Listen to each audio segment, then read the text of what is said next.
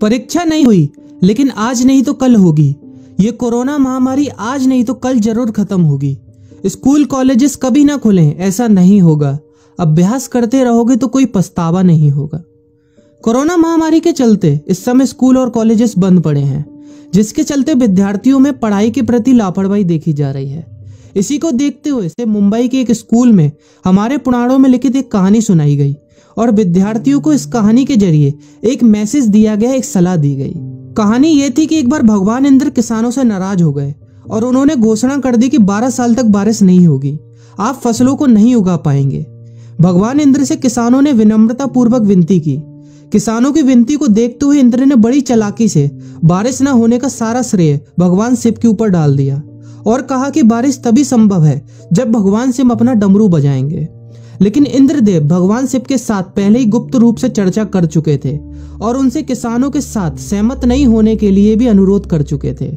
जब किसान भगवान शिव के पास बारिश के लिए विनती करने के लिए गए तो उन्होंने भी कह दिया कि बारिश तभी होगी जब मैं 12 साल बाद अपना डमरू बजाऊंगा। निराश होकर वापस लौटते किसानों ने 12 साल तक इंतजार करने का फैसला किया। लेकिन उनमें से एक किसान वापस लौटकर नियमित रूप से अपना काम कर रहा था, खेती कर रहा था, यहाँ तक कि बीज भी बो रहा था। अन्य किसानों ने यह देखकर उस किसान का मजाक उड़ाना चालू कर दिया। कुछ किसानों ने उससे पूछा भी कि आप अपना समय और ऊर्जा क्यों बर्बाद कर रहे हैं, जबकि आप जानते हैं कि 12 साल तक बारिश नहीं होने वाली। उस किसान ने जवाब दिया कि मुझे पता है कि बारिश के बिना मेरी फसल नहीं आएगी, लेकिन मैं ये सब केवल अभ्यास के रूप में कर रहा हूँ। 12 साल बाद मैं फसलों को उगाने और खेतों में काम करने की प्रतिक्रिया को भूल जाऊंगा। शरीर की काम करने की आदत छूट जाएगी और शरीर आलस का शिकार हो जाएगा।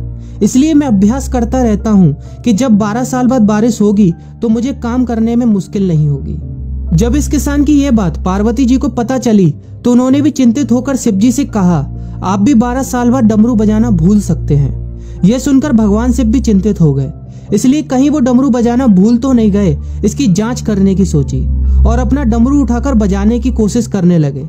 कोशिश करते हुए जैसे ही डमरू से आवाज आई वैसी बारिश होने लगी और जो किसान नियमित रूप से अपना काम कर रहा था उस किसान का खेत फसलों से हरा भरा हो गया। लेकिन बाकी सभी बारिश का इंतजार करते किसानों को पछतावा हुआ, क्योंकि उन्होंने अभ्यास करना भी छोड़ दिया था। इसी तरह 2 सप्ताह बाद, 2 महीने बाद या 2 साल बाद लॉकडाउन समाप्त हो जाएगा।